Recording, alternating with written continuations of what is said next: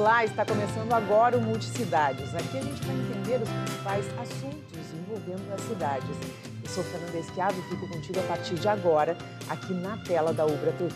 Hoje o nosso assunto é voltado para as áreas verdes na cidade e a importância para a proteção desses parques. Para falar sobre o assunto, está virtualmente comigo Meg Borgardi, tecnóloga em gestão pública e coordenadora de gestão de áreas verdes. Boa tarde, Meg, tudo bem? Seja muito bem-vinda ao Multicidades. Boa tarde, Fernanda, tudo bem?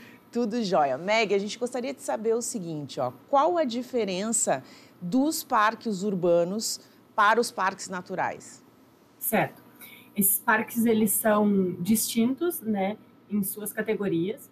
Eles são também, têm suas diretrizes estabelecidas por instrumentos diferentes. No caso dos parques urbanos, as diretrizes elas são estabelecidas através do decreto 17986 de 2012, né, as diretrizes de uso desse espaço, ocupação desse espaço. E no caso dos parques naturais, eles têm as diretrizes estabelecidas pelo Sistema de Unidades de Conservação da Natureza, o SNUC, que é instituído pela Lei 9.985 do ano de 2000. E nós temos dois aqui em Porto Alegre, parques naturais, né, na verdade. Dois parques naturais. Nós temos o Parque Natural Municipal Morro do Osso e nós temos também o Parque Natural Municipal Saint-Hilaire. O Saint-Hilaire, hoje, ele está cedido para o município de Viamão. Então, a gestão desse parque, atualmente, é feita pela cidade de Viamão. E o Saint-Hilaire, ele ficou um tempo fechado, né? Ele teve alguns anos fechado e agora como é que está? Ele já está aberto à visitação do público? Está aberto para uso público, inclusive o município de Viamão tem feito algumas obras, algumas intervenções para qualificar o espaço e trazer uma melhor estrutura de lazer para os usuários daquela unidade. E no que diz respeito à questão ambiental, qual a importância desses parques para as cidades? Em relação aos parques urbanos, eles cumprem uma função voltada para o lazer e contemplação dentro da malha viária, né, da malha urbana da cidade, e eles têm como objetivo ali propiciar um espaço onde as pessoas tenham experiências de convívio social entre as pessoas, pedagógica através da educação ambiental e também o favorecimento da biodiversidade no núcleo de grandes cidades, né? É como se fosse um respiro verde no meio da malha urbana. Que é bem importante. E quem é que cuida desses parques, assim, na verdade, a parte bem específica, bem técnica, assim, são pessoas, são profissionais de áreas diferentes que fazem a manutenção deles, digamos assim? São profissionais de áreas diferentes. Nos parques urbanos, a gente tem a Secretaria de Serviços Urbanos atuando, né? Dentre outras, porque nós temos órgãos distintos para serviços que são disponibilizados de maneira distinta. Então, a gente tem o serviço da iluminação pública, a gente tem o serviço de comércio, né, dentro dessas estruturas, a gente tem os serviços de limpeza e conservação desses equipamentos. Então, dentro dos parques urbanos, as intervenções rotineiras dos órgãos municipais, elas são divididas entre competências. No que diz respeito aos parques naturais, esses têm um responsável técnico designado, né, para atuação ali, no que diz respeito às diretrizes estabelecidas no SNUC, né, no Sistema de Unidades de Conservação da Natureza, e do plano de manejo que é estabelecido para cada unidade de conservação, para cada parque natural. Então, nesse contexto, nesse plano de manejo, são estabelecidos programas, e esses programas, eles têm objetivos vinculados à preservação, né? Sim. Que é a principal função dessas áreas. Dentro desse plano de manejo, então, tem esses programas e é estabelecida a execução na medida em que haja o desenvolvimento desses programas. E aí, claro, com a atuação de órgãos específicos ou entidades, né? Por exemplo, no Parque Natural, a gente tem como um dos serviços, né, um dos focos, a pesquisa científica. Então, não necessariamente ela vai ser feita por órgãos públicos, mas também por entidades, Que bacana. né, universidades fazendo essas pesquisas. Que bacana. E a gente passou agora, né, infelizmente, em maio, aí, esse período no nosso estado de grandes chuvas, onde muitas cidades foram completamente destruídas. Como é que esses parques, eles foram atingidos também pelas chuvas? Como é que ficou isso?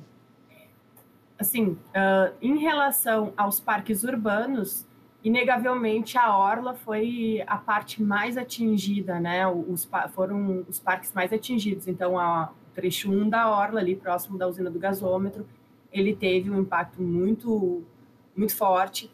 O trecho 3, que hoje é a parte de esportes, né, bem estabelecidas ali naquela região da orla. Então, esses equipamentos, eles tiveram a sua infraestrutura bastante afetada e eles são parte do programa de reconstrução da cidade. Que legal. E isso eu ia te perguntar, quais são os projetos que se tem hoje pós-enchente em função da recuperação desses parques aí? A SMAMUS atua em conjunto com outros órgãos, né, do município e em parceria com entidades privadas para fazer a reconstrução, para criar os meios de reconstrução desses equipamentos. Então, hoje, a SMAMUS está atuando na elaboração dos projetos, né, e futuramente, né, muito em breve, a execução dessas obras para contemplar ali a recuperação dessas estruturas que foram tão danificadas. Principalmente a orla, né, que ficou tão bonita quando a gente conseguiu ter uma reestruturação dela, principalmente aquela questão ali do cais embarcadeiro, toda a parte ali da usina do gasômetro que foi recuperada. Quando a gente chega, né, nesse momento que ficou linda a cidade de ver, que deu gosto para os porto-alegrenses, principalmente, frequentar, e a gente tem essa chuva. Então, tem uma previsão, mais ou menos, de quanto tempo vai demorar para reestruturar tudo aquilo ali de novo? A previsão a gente não tem ainda, porque a gente está no processo de elaboração dos projetos, tá? Depois passa para a parte de execução. Então, eu não teria essa informação para te passar com uma expectativa de prazo. Mas o interesse do município é que isso ocorra o mais breve possível para devolver aquele cartão postal para a cidade, né? Porque é um ambiente realmente importante para o município, faz parte da autoestima da cidade, né? E foi, como tu disseste, depois de pronto, ele aproximou ainda mais o porto-alegrense da orla, do pôr do sol, que é tão bonito na nossa cidade, que atrai os turistas, né, para assistir. Então, o interesse é quanto antes a gente tem essa devolução para a cidade, para que a gente vire a página, né, efetivamente, desse tempo tão difícil que a gente viveu. Retome a vida novamente, né? E em relação na época das chuvas, eu me lembro que vários pontos aqui de Porto Alegre tiveram alertas de perigo, de deslizamento, enfim, as partes altas da cidade. Em relação ali ao Morro do Osso, ele sofreu algum tipo de dano com as chuvas? Felizmente, o Morro do Osso não sofreu nenhum dano. A gente não teve nenhum registro de problemas em relação ao Parque Natural Morro do Osso. O que você diria para os nossos telespectadores, assim, quais são as atrações que essas pessoas podem encontrar nos parques naturais aqui da nossa cidade, tanto no Morro do Osso quanto no Saint-Hilaire? Na SMAMUS, a gente tem a Semana do Meio Ambiente, né? E a gente sempre cria uma programação para atrair o público a conhecer e ter esse contato mais direto com a natureza. No Morro do Osso, nós temos duas trilhas, uma trilha de educação ambiental e a outra trilha de acesso livre do público. Na de educação ambiental, ela é uma trilha guiada, onde as pessoas têm acesso a informações específicas da biodiversidade da cidade, né? E aquele contato para educar, no sentido que nesses espaços, e não só nesses, mas também em outros, a gente entenda que a preferência é da fauna, a preferência é da flora. A gente precisa tratar esses ambientes como lugares colocado nos seus lugares de importância para o desenvolvimento, não só para o desenvolvimento da própria biodiversidade, mas também para uma compatibilização do desenvolvimento das pessoas, né? E então é disponibilizada essa possibilidade de visita guiada através de escolas para educação ambiental, pesquisas científicas dentro da área do Morro do Osso, o acesso pelo eixo central, que ele é livre, das 8 às 18 horas. Tem um pôr do sol lindíssimo em cima, né, no alto do morro. E na Semana do Meio Ambiente, nós já fizemos a atividade que é como se fosse um final de tarde no Morro do Osso, para que a gente assista ao pôr do sol em conjunto. Geralmente tem alguém tocando uma música, é bem interessante. A gente ainda não tem as datas, né, para divulgar desse evento, mas nas redes sociais da Esmamos e nas plataformas ali dos sites, a gente divulga daí o cronograma com as atividades que são desenvolvidas. Ai, que legal. Ia ser uma coisa bem bacana, né, para Porto Alegre, se a gente pudesse ter pelo menos todas as sextas-feiras, assim, de tempo bom, poder ter acesso a isso aí e participar de uma atividade bacana dessas, né? Isso. O acesso hoje, ele é livre. Se qualquer pessoa quiser ir lá e acessar o parque pelo eixo central, não tem problema. É livre até às 18 horas, porque 18 horas o parque é fechado, tá? Então, assim, agora, no final, agora que anoitece mais cedo, então a gente consegue pegar o pôr do sol todo, né, até às 18. No verão é que acaba a gente tendo que estender, daí é só em momentos de agenda, assim, cronograma fechado, né? Temos a equipe disponível para receber essas pessoas e permanecer com elas até que ocorra, então, o pôr do sol. Mas agora é o melhor momento para ir assistir, se quiser ir sozinho. Que bacana. Agradeço muito a tua participação aqui no Multicidades. Vamos mostrar para o nosso público essas coisas lindas que a gente tem aqui. Essa é a nossa grande missão, é fazer com que as pessoas usufruam aquilo que as cidades têm a oferecer. O Multicidades vai fazer um intervalo rapidinho, a gente já volta.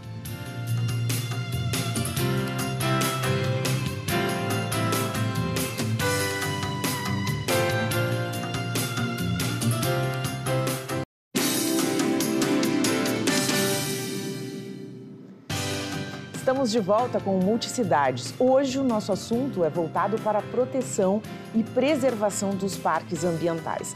Agora, para falar sobre esse assunto, está virtualmente comigo a Kátia Viviane Gonçalves, bióloga, mestre em ecologia e professora universitária. Atualmente, ela é diretora de biodiversidade da Secretaria de Meio Ambiente e Infraestrutura do Estado do Rio Grande do Sul. Seja muito bem-vinda, boa tarde. Boa tarde, tudo bom? Tudo jóia. A gente está conversando aqui sobre a questão dos parques, né? A importância que eles têm dentro das nossas cidades, dentro do nosso estado. Quais foram os parques que foram mais afetados com a questão das enchentes?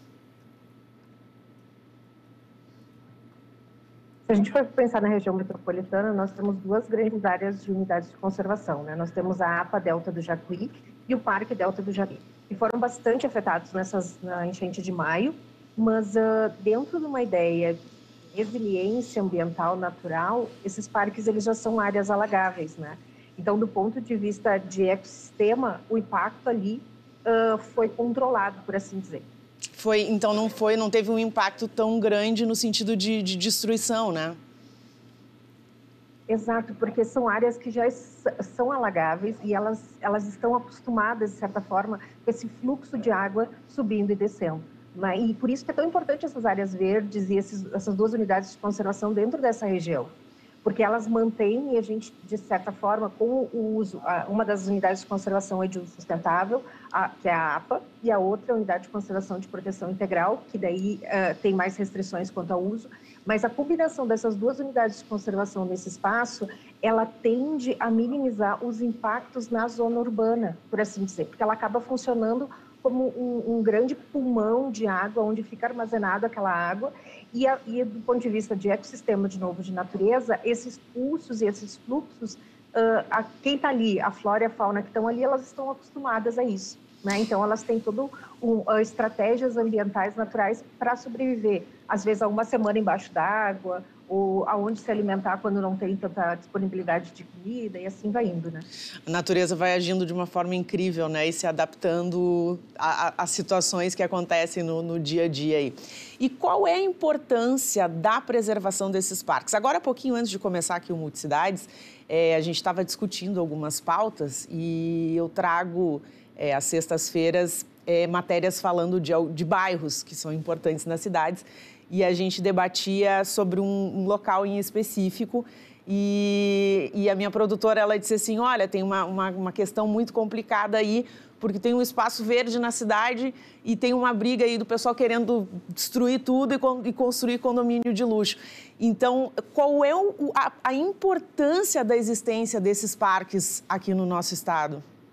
É sempre importante lembrar que as áreas verdes, elas são importantes para a manutenção da nossa qualidade de vida como cidadão dentro das cidades, né? A Organização Mundial de Saúde, ela preconiza, ela indica 9 metros quadrados de área verde por habitante das cidades. A gente sabe que a gente não consegue atender isso, né? Dentro de uma situação de uma área superpovosa, de um grande adensamento. Mas os parques, eles acabam sendo esses espaços urbanos em que essas pessoas, elas conseguem ocupar um pouco da natureza e trazer um pouco da natureza para o seu dia a dia, trazendo uma questão de bem-estar e de qualidade de vida muito importante, né? Então, a gente tem que, como eu falava de unidades de conservação, né? Mas quando a gente está dentro da zona urbana, a gente vai ter os parques, né? Os parques turísticos, os parques temáticos, a gente vai ter as áreas verdes dentro desse município. E essas áreas verdes é onde, muitas vezes, onde a população procura esses lugares para tomar um chimarrão, para ficar descansando, olhando passarinhos, mas, assim, tirando um pouco daquela correria da cidade, né? Que é o que muitas vezes está colocado para nós. Então, olhar para esses espaços urbanos e pensar de que forma a gente vai trazer natureza alinhado com a utilidade do espaço, como áreas de infiltração de água, como espaços de lazer, é bastante importante. Essa semana eu estou em Brasília num evento que fala justamente sobre isso, né? Soluções baseadas na natureza, em que a gente está aqui já há 2 dias discutindo como a gente pode trazer um pouco mais de natureza para dentro dessas zonas urbanas com outros objetivos além só dessa questão da contemplação. Então, jardins filtrantes é uma das ideias que são bastante faladas e assim, importantes, e essas questões de trazer a natureza para essas áreas urbanizadas, porque dessa forma a gente melhora a qualidade de vida e do ponto de vista de biodiversidade, a gente aumenta a biodiversidade das cidades, porque a gente proporciona espaços onde a fauna e a flora vão conseguir também ter o seu espaço de descanso, por assim dizer. Quais são os projetos que a Secretaria está desenvolvendo agora no que diz respeito à preservação desses espaços? A gente tem alguns projetos relacionados aos corredores ecológicos, né? A gente tem construído internamente como secretaria para depois a gente ir para dentro dos espaços das cidades, dos municípios propriamente dito, pensando nesses corredores dentro das cidades, né? Hoje, como Secretaria de Meio Ambiente, a gente trabalha com corredores, mas muito mais de forma ampliada, por assim dizer, né? A gente tem muito bem demarcado o corredor da Quarta Colônia no centro do estado, né? Que é um projeto muito lindo e já tem algum tempo trabalhando ali. Só que a gente entende que aquele corredor ecológico ele também tem que vir para as zonas urbanas, né? E talvez, em função da calamidade de maio, a gente vai ter que acelerar esses processos. Então, esses corredores que a gente fala, eles vão ter que ser incentivados num curto espaço de tempo, por assim dizer. Esse projeto internamente está ainda com a secretaria. Essa minha vinda para Brasília essa semana para discutir soluções baseadas na natureza tem a ver com isso também, porque a gente não pode esquecer que para implantar um corredor ecológico a gente também precisa de fomento, né? A gente precisa de recursos. E como a gente consegue fazer isso dentro das cidades é um dos temas que a gente está discutindo aqui. E em relação a isso, esses recursos, eles vêm unicamente do Estado ou eles também, os municípios têm participação nisso aí? É importante uma parceria entre o Estado e o município e outras instituições, né? O que a gente está vendo aqui é que a iniciativa privada, como parceira nessas implantações, são muito importantes. Às vezes não é na implantação. A implantação muitas vezes fica com o Estado e com o município, mas a manutenção a longo prazo. Porque sempre que a gente vai falando de soluções baseadas na natureza, parques urbanos, a gente vai precisar de intervenções de manutenção desses espaços, né? Sim. Então, daí a iniciativa privada ela vem como um grande parceiro para tocar esses projetos. Eu ia te perguntar, a iniciativa privada ela tem ajudado a secretaria nesse sentido, assim, como é que eles se comportam em relação a isso?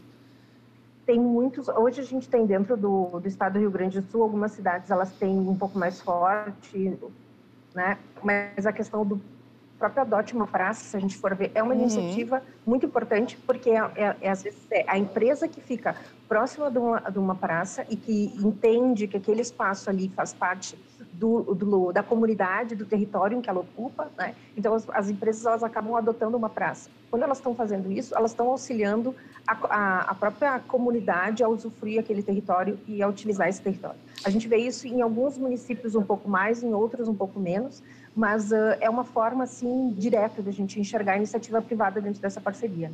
E como fica bonito, né?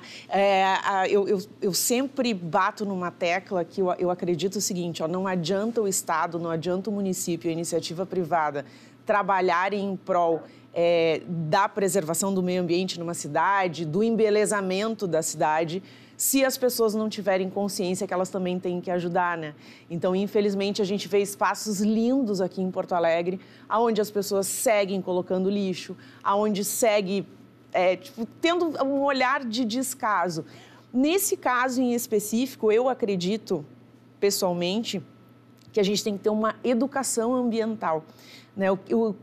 Na tua opinião, assim, o que falta hoje, principalmente nas escolas, para tratar sobre esse assunto? É importante a gente pensar que a educação ambiental ela tem que atender todos os públicos, né? Não só alunos. Essa é uma ideia, Sim, com certeza. Uma opinião minha, né? Porque a gente foca muito em escola, quando fala em educação ambiental, a gente acaba falando muito no ambiente escolar, no ambiente formal da educação, e é importante, temos que continuar, mas a gente tem que ampliar esse olhar. A gente precisa de uma educação que seja para todos. E a gente, como secretaria, está tentando e fazendo várias ações pensando nisso, né? A gente tem ações, tem toda a assessoria da educação para a educação para a sustentabilidade, que está trabalhando com ações pensando na questão climática, por exemplo, de trabalhar com adultos, de como reconhecer um alarme de inundação, de enchente, o que fazer nessas situações de calamidade. Então, é toda uma educação ambiental pensada por um adulto, que é uma linguagem diferente, né? Quando a gente está falando desses parques urbanos, nessa ocupação das pessoas nesse espaço, é importante a gente pensar sempre de que forma aquilo foi criado, né, aquele espaço, e quando a comunidade que está ocupando aquele espaço, ela entende a importância daquele espaço. Então, muitas vezes, se a gente for ver em alguns parques, tem uma série de placas, tem uma série de informações ali, que é uma forma de educação ambiental para aquele público que é flutuante, porque às vezes ele vai ali e passa o final de semana, mas pelo menos ele está lendo ali, dizendo assim, ó, importante, daí tu fala, né, não se botar lixo no chão, não machuque a árvorezinha, não pise nos canteiros, algumas informações básicas, mas que a gente precisa falar, e essas atividades, elas são contínuas, gente, não adianta. A gente vai ter que falar sobre isso para sempre e vai ter que estar sempre batendo na mesma tecla, porque é algo contínuo, porque não faz parte da nossa história como sociedade, isso não está enraizado no nosso cerne, né? Então, a gente vai demorar muito, né? A gente sempre tem essa mudança muito, muito grande. E nós, como Estado, nós, como sociedade, a gente tem esse dever de estar sempre falando sobre isso, sempre alertando, dizendo assim, olha, vou botar mais lixeira, o problema é lixeira, vamos botar lixeira. O problema é falta de placa, vamos tentar colocar placa. Campanhas de sensibilização, vamos pensar nisso também. Mas, assim, a gente tenta sempre pegar diferentes públicos, né? Às vezes as pessoas dizem assim, mas não tem nenhuma campanha sendo feita. Pode ser que aonde tu te enquadra, a gente não chegou ainda, né? Talvez a gente está na escola, a gente está no clube de mães, a gente está em alguns grupos de observação de aves, a gente está em outros espaços, mas não da onde tu faz parte, né? Mas que bom que tu está falando sobre isso e vamos falar mais e cada vez mais sobre a importância dessas pequenas ações no nosso dia a dia. Muito obrigada pela tua participação. Bom evento aí em Brasília. Traga novidades para a gente. Que bom que a gente conseguiu falar contigo aí. E o Multicidades de hoje vai ficando por aqui. Você pode ver esta e outras entrevistas no YouTube da Ubra TV. Tchau, tchau.